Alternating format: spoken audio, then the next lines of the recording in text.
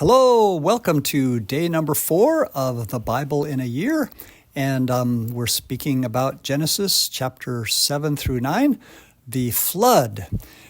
I really appreciate how Father Michael Schmitz began his explanation with a little prayer, as he usually does, emphasizing that God is love and his love is absolute and unconditional. And so, of course, this is very important as we interpret the Bible to realize that we can never forget that God is life, and God gives life, and God is love. And so that's why we have to allow the church to help us to understand the meaning of some of these stories and not misinterpret them. Because if somehow there is death, or God allows death, or death occurs, as it did, of course, in the story of the flood, it's really salutary. We have to believe that God allows suffering and death in our world because of the soul, that sometimes the suffering and death of the body is for our own good, that we go through suffering and death. And Jesus showed the way, of course. Jesus led the way.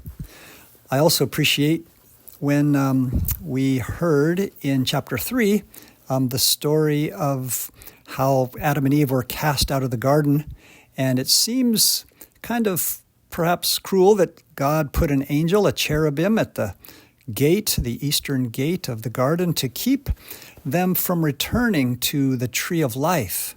And Father Michael Schmitz gave a beautiful, very thought-provoking explanation of that, simply that God knows that if we live forever, then we can't be healed of sin. That somehow if we didn't ever go through death, then we would not be able to have life. And so this is what our Christian faith is, that because Christ died first and gave his life, if we unite ourselves and are baptized into his death, then we can have life. So this is kind of the mystery. And it's illustrated very beautifully in this story of the flood. And again, the story of the flood is a long story in the Bible because it's an important story. And that's because it represents Jesus Christ. Jesus Christ is like Noah, who protects and leads us to life through the waters of sin and the storms of life. And also the ark, of course, represents the church. The bark of Peter, as it's called. The church is often referred to as a ship that leads us to the other shore of heaven.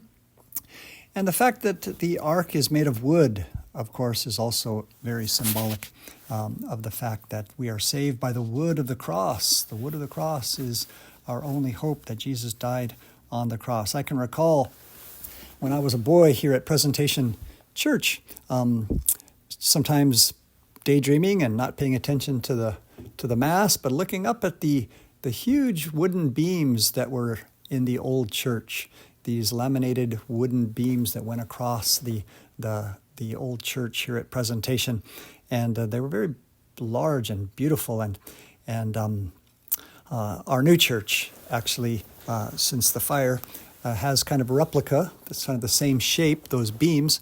But that reminds me, and any church, I've been in other churches where there's wooden ceilings and wooden roof, just reminds me of the fact that the church is like Noah's Ark.